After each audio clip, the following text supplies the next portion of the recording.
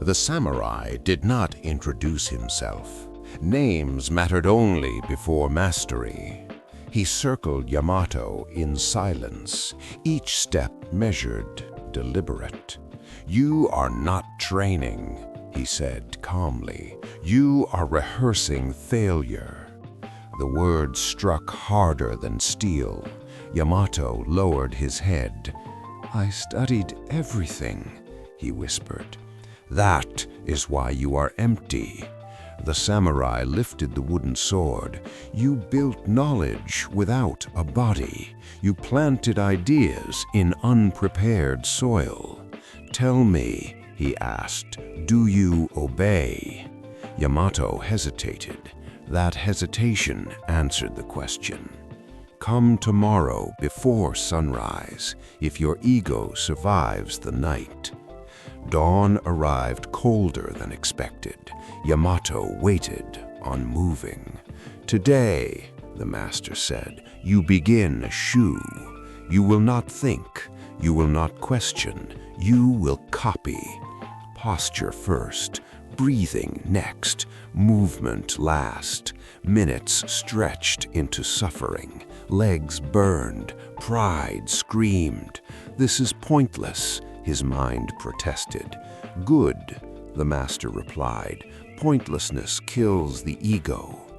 Days became weeks. When it ended, Yamato stood calm. The master smiled. "You have entered Ri." Years later, students gathered around him. "How many techniques do you know?" "I know none and all." Confusion followed until challenge came, until movement answered. Technique lost to inevitability. The opponent never understood, and Yamato did not explain. "Do not repeat my mistake. Copy perfectly. Practice endlessly. Become invisible. You stand at the same gate. No lineage required. No gift necessary. Only a choice. To obey before expressing. To endure before transforming. To walk the only path that works. Shuhari. You have this 4-on-1, monster! You feel it, don't you? That subtle resistance in your chest. That instinct to delay. A genuine demon? To A scroll. true freak? To wait. That devil! That Oh is my not God, laziness. no, God, That stop! is the old self fighting for survival. Every transformation begins with discomfort, because comfort is the language of stagnation. You have lived long enough in repetition, days blending into days, intentions dissolving before they harden. You promised yourself change before, many times, and you broke those promises just as often. Not because you are weak, but because you were unstructured. Structure is the invisible spine of discipline. Without it, intention collapses under pressure. Look at your life honestly, not with shame, with precision. Where did you hesitate when you should have committed? Where did you negotiate when you should have obeyed? Every negotiation with weakness strengthens it. Every act of obedience to principle weakens it. This moment is if intensity burns fast and dies loud. Consistency is quiet, eternal. Zen masters understood this centuries ago. Samurai lived by it without question. They did not wait to feel ready. They trained because it was time to train. Readiness is a byproduct of action, never its prerequisite. So, You are Hotshot, not you want to weaker. fight Majin Buu? You are untrained. An untrained Fight you. blade blames No, its I wanna dullness kill on you. fate. A forged blade accepts the hammer.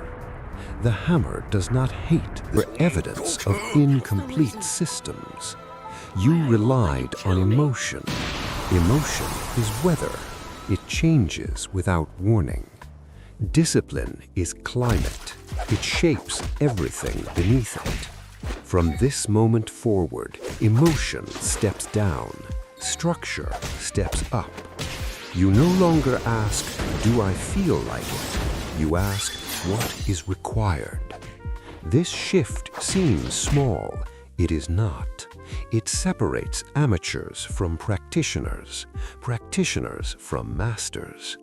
The world rewards outcomes, but outcomes obey process. Fall in love with process or accept permanent mediocrity. There is no third option. Your mind will resist this truth. It prefers comfort disguised as freedom. Freedom without structure becomes chaos.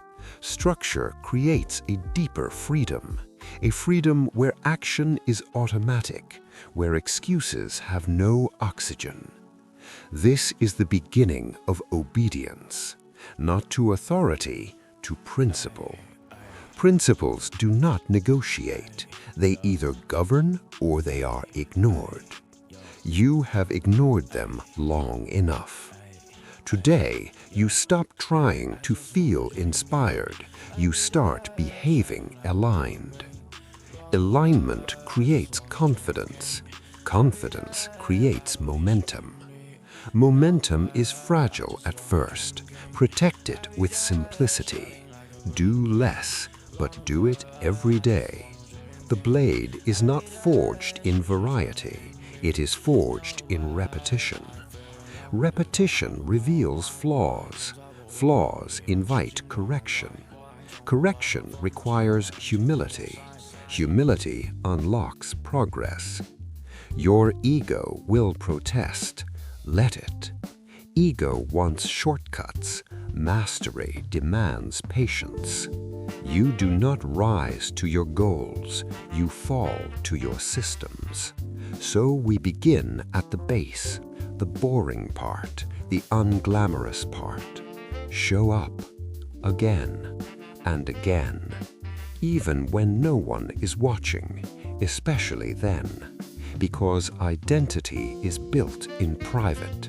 Applause comes later, if it comes at all.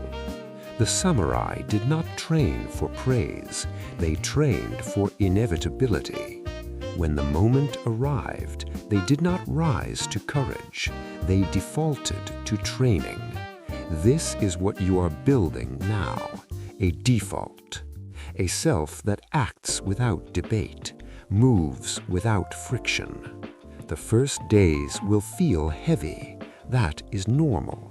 You are carrying years of inconsistency. It has weight. Each disciplined action lightens the load, slowly, reliably. Do not measure progress emotionally.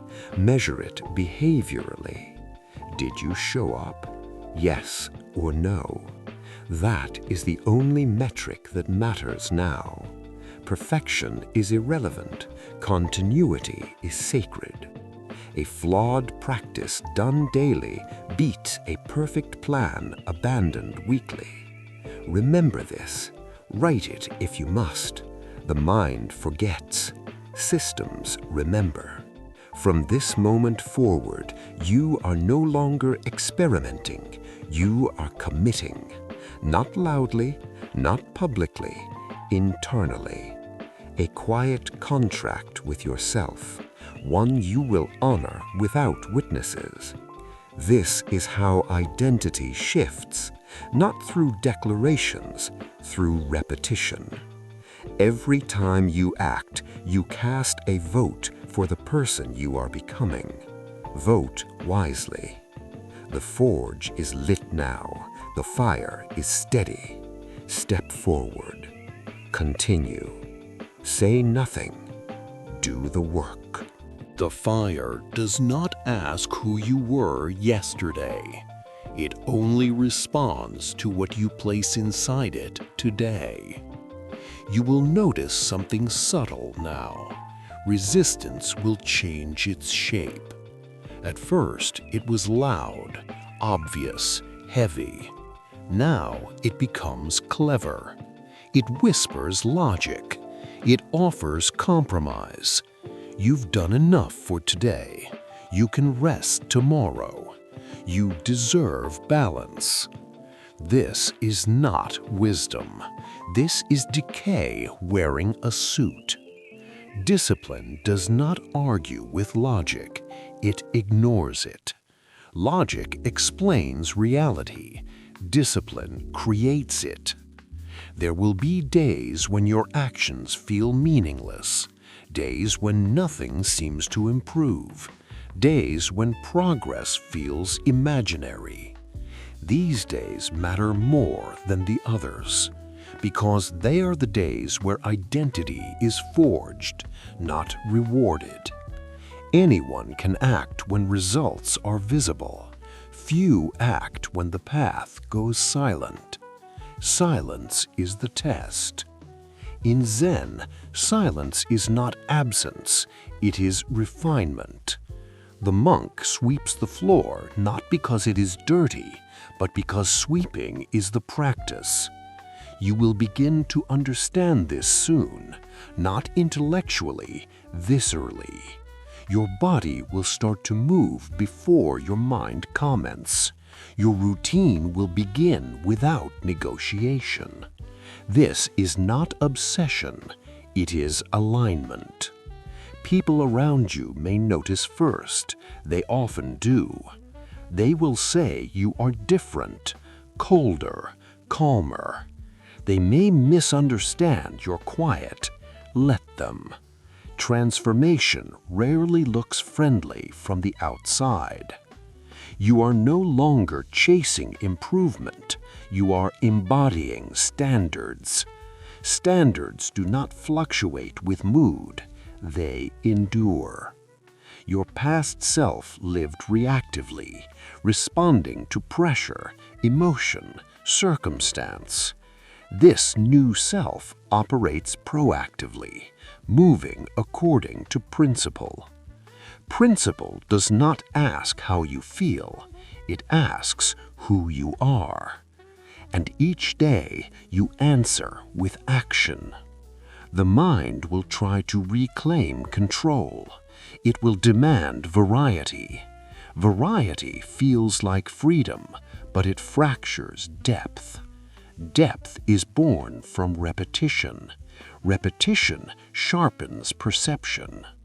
You will start noticing details others miss. Your posture, your breath, your timing.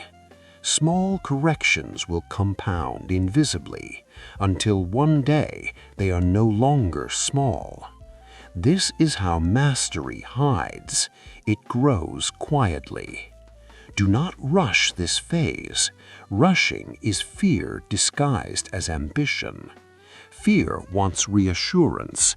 Discipline wants consistency. You are not here to feel powerful. You are here to become inevitable. There is a difference. Power fluctuates.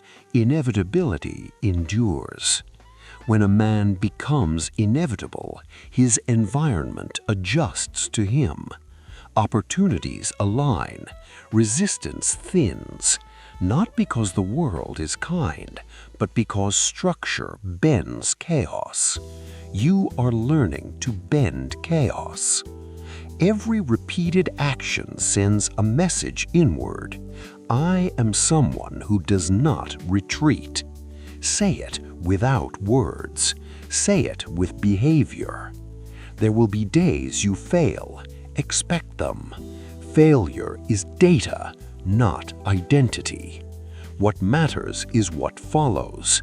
Do you disappear or do you return? Return is everything. The forge does not close because the steel cracks. It heats it again. This is not linear growth. It is spiral refinement. You revisit the same points, but at a higher level each time. What once felt difficult will feel neutral. What once felt impossible will feel expected. Expectation shapes confidence. Confidence stabilizes action. Soon, discipline will no longer feel like effort. It will feel like gravity.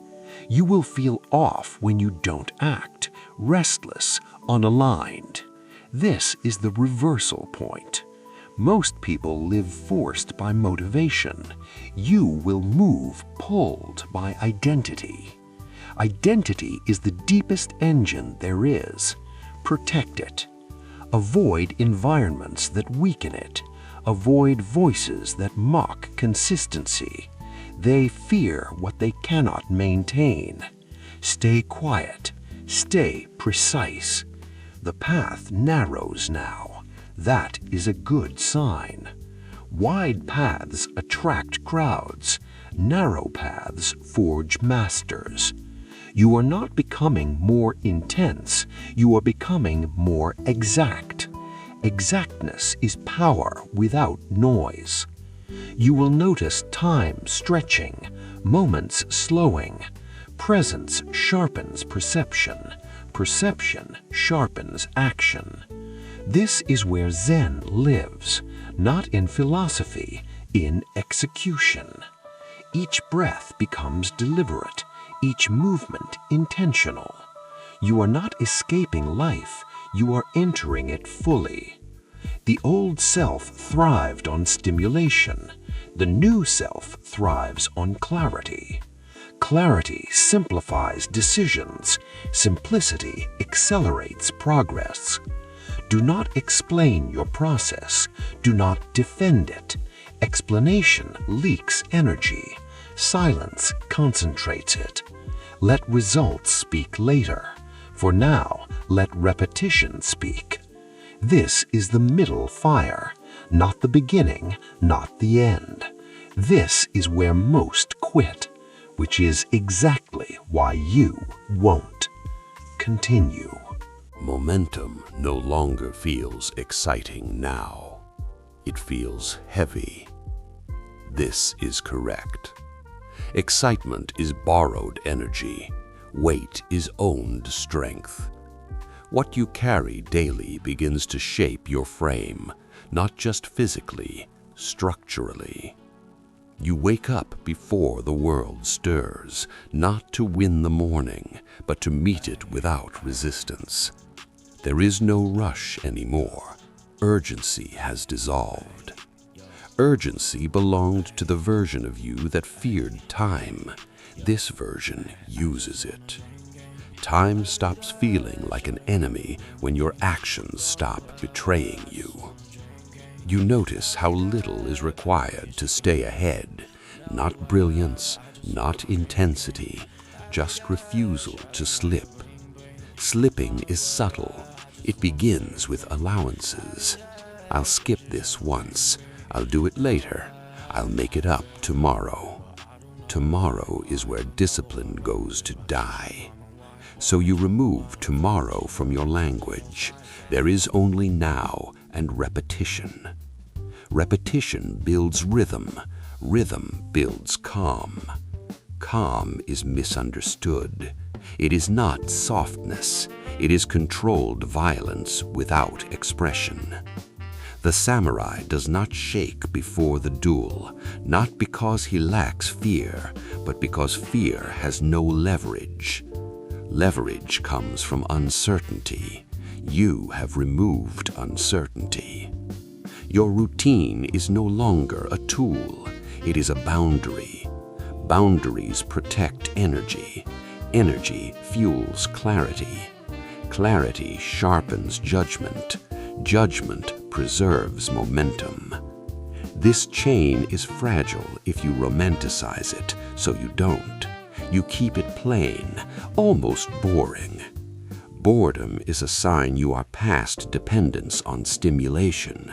That is a rare place. Most people panic there. They seek noise. You stay. Staying is the skill. Your thoughts become shorter, cleaner. You stop narrating your life. You start living it. Narration is ego's attempt to be seen. Action doesn't need witnesses. There are moments when old memories surface, versions of you that were chaotic, emotional, reactive. You do not reject them, you observe them. Observation dissolves attachment. You understand now, the past only survives through identification, so you stop identifying, not with success, not with failure, just with process. Process is neutral. That is its power. Neutrality allows longevity. Your body begins to recognize effort as home. Stillness feels earned, not stolen. Rest becomes intentional, not escape. This is a critical distinction.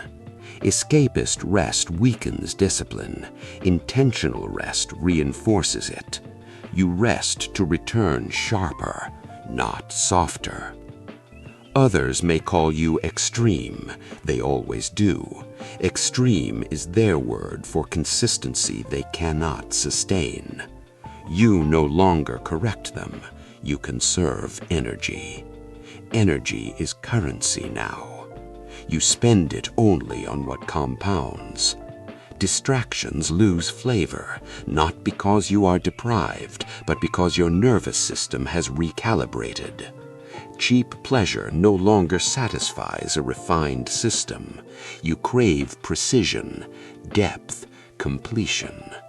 Completion matters more than novelty. You finish what you start, even when it's uncomfortable, especially then. Finishing builds self-trust. Self-trust removes hesitation. Hesitation is friction. Friction wastes force. You move cleaner now, fewer wasted motions. This is not acceleration, it is reduction. Reduction reveals strength. The more unnecessary elements you remove, the more inevitable you become. Inevitability does not announce itself, it arrives quietly. You begin to sense when to push and when to hold. This is not instinct, it is trained awareness. Awareness grows when the mind is not cluttered. Clutter comes from wanting too much. You want less. Less done perfectly. Your identity is stabilizing, not expanding outward, but condensing inward. Density increases impact. When you speak, it lands. When you move, it's deliberate. You are not intimidating, you are undeniable.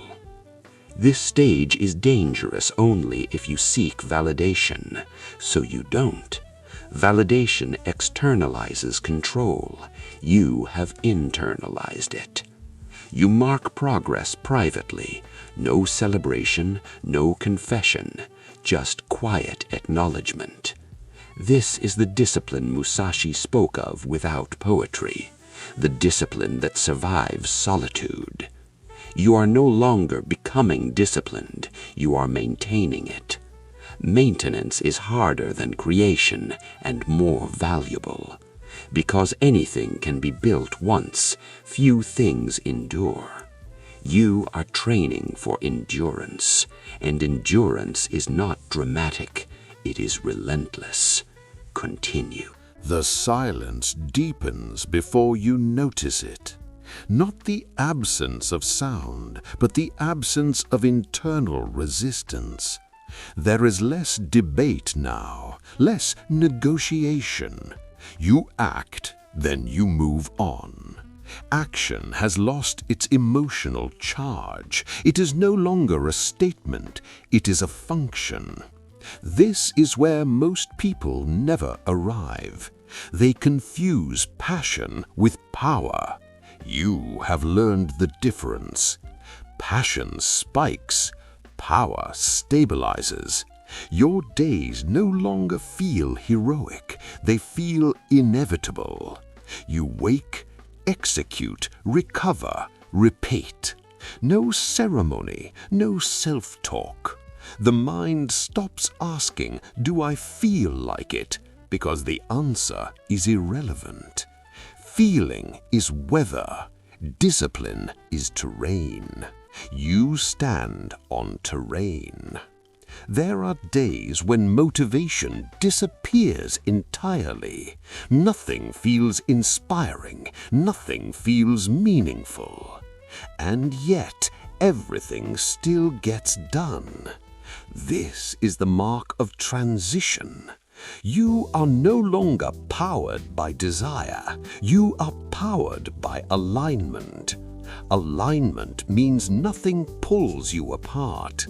Your values and your actions are finally pointing in the same direction. That alignment creates frictionless force. You begin to notice how rare this is. Most people are exhausted not from effort, but from internal conflict. You no longer argue with yourself. The argument ended the moment you stopped breaking promises. Self-respect was never something to build, it was something to stop violating. Now it grows quietly. You carry yourself differently, not taller, heavier. Weight without tension. You don't rush through spaces, you occupy them. This is not dominance, it is presence. Presence comes from being nowhere else mentally. Your attention no longer leaks. You give full focus or none at all. Multitasking feels crude now, like dull steel. You prefer sharpness. Sharpness requires limits, so you say no more often, not aggressively, decisively. Every no strengthens your yes, and your yes is rare. When you commit, you close the door behind it. No escape routes, no backups. Backups breed hesitation. You have chosen exposure. Exposure forces growth. Growth forces adaptation. Adaptation creates resilience. Resilience removes fear. Fear used to shape your decisions. Now it merely informs them. Information without authority. You don't suppress fear, you downgrade it. It is no longer a commander, it is a signal. Signals are useful, commanders are dangerous. Your nervous system learns this distinction slowly through repetition. Calm under pressure becomes normal. Stress no longer spikes, it distributes. Even pain changes. Pain becomes data. Fatigue becomes feedback. Emotion becomes texture, not direction. This does not make you cold, it makes you precise. Precision looks detached to those still ruled by impulse. You understand now why masters speak less. Speech leaks energy. Silence stores it. You conserve. Your environment reflects this shift. Less clutter, less noise. Not minimalism for aesthetics, but for clarity.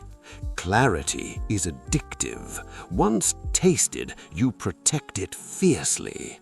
You stop consuming content that agitates you. Stop conversations that spiral nowhere. You choose inputs like a craftsman chooses tools. Poor tools damage the work, and you are the work. Not the image of yourself, not the outcome, the process. You are shaping something that does not need applause. Legacy is irrelevant now. Survival came first, then stability, now refinement. Refinement is endless. There is no finish line here, only narrowing margins. 1% cleaner, 1 degree calmer. This is where discipline stops being visible. From the outside, nothing dramatic is happening. Inside, everything is locked in place. The forge no longer roars, it hums. Steady heat, perfect temperature. Steel does not complain at this stage, it yields. You yield, not to weakness, to form. Form gives function, function gives freedom. Freedom finally feels quiet. No celebration, no release, just continuation.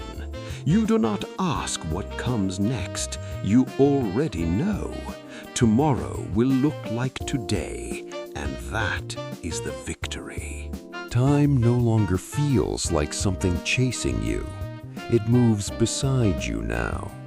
You notice this first in the mornings. There is no urgency, no internal alarm screaming about the future. You wake before the day asks you to. Stillness greets you like an old ally, not comforting, reliable. Your body knows what to do before thought intervenes. Habit has replaced effort. This is not automation, it is embodiment. You no longer practice discipline, you inhabit it. Each action lands cleanly, no wasted motion, no excess emotion. You move the way water moves downhill, not fast, unstoppable. People around you begin to sense the shift. They cannot name it. They ask questions that sound casual but are weighted with curiosity. How do you stay so consistent? Don't you ever burn out? Where does that calm come from? You answer simply or not at all. Explanation would cheapen it. Most people want a method. You know there is none, only subtraction. You removed excuses, then distractions, then identity narratives. What remained was action, action stripped of story. You stopped asking who you are and focused on what you do. Identity followed. Now your mind feels wider, less crowded. Thoughts arrive, announce themselves, and leave. You are no longer possessed by them. This creates space, and space creates choice. Choice is power, not the loud kind, the kind that doesn't need witnesses. You notice stress in others instantly now, their speed, their defensiveness. You don't judge it, you recognize it. You were there once. That memory keeps you grounded. Arrogance never survives the forge. It melts early. What survives is humility sharpened by competence. You trust yourself now, not emotionally, structurally. You trust the system you built. So when chaos arrives, you don't panic, you adjust. Adjustment has become instinct. Plans break, you continue. Conditions worsen, you adapt. Fatigue deepens, you regulate. Nothing dramatic, nothing heroic, just function under pressure. This is the discipline Musashi understood, not intensity, continuity. You stop craving breakthroughs, you prefer momentum. Momentum does not announce itself, it accumulates. One day you realize you are no longer trying to change, you are maintaining. Maintenance is mastery. You sharpen habits the way a blade is sharpened, carefully, regularly, without ceremony. Neglect is the only enemy left, so you remain vigilant, not tense, attentive, awareness without anxiety. This is Zanshin, not mystical, practical. Your attention rests where your feet are. When you train, you train. When you rest, you rest. Rest is no longer guilt, it is strategy. Recovery becomes precise. Sleep deepens, breath slows. The nervous system finally trusts you. Trust creates efficiency. Efficiency creates surplus. Surplus becomes silence, and in that silence you feel something unfamiliar. Contentment. Not happiness, not pleasure. Alignment. You are where you should be, doing what you should do, at the pace required. Nothing pulls you away. This is not the end of the path, but it is a threshold. Beyond this point, discipline stops shaping you. You begin shaping others without trying. Presence teaches louder than instruction. You carry the forge within now. The fire does not burn wildly, it burns true. The fire changes its sound before it changes its heat. You notice it during moments that once felt ordinary. Waiting in line, listening to someone speak without direction, standing still while others fidget. Impatience no longer rises. Time stretches, not because you are detached, but because you are anchored. You are no longer living ahead of yourself. This is where many people misunderstand discipline. They think it creates tension. True discipline dissolves it. Your nervous system has learned something critical. Nothing is chasing you anymore. The urgency that once ruled your decisions has lost its authority. You do not rush to prove. You do not rush to escape. You act when action is required. You wait when waiting is correct. This balance feels unnatural to others. They confuse your calm for indifference. They confuse your silence for emptiness. They do not see the structure underneath. A building does not look powerful until the storm arrives. When pressure comes now, you don't stiffen, you narrow. Focus compresses the moment until only the necessary remains. Noise disappears. Musashi wrote about this without poetry. He called it seeing that which cannot be seen. It is not intuition, it is clarity born from repetition. You have repeated the correct actions so many times that perception itself has sharpened. You notice openings where others see walls. You sense timing the way a seasoned fighter senses distance, not consciously, somatically. Your body understands before your mind interferes. This is why hesitation fades. Hesitation is born from divided identity, from wanting multiple futures at once. You have chosen one, not a goal, a way of moving. Now decisions cost less energy.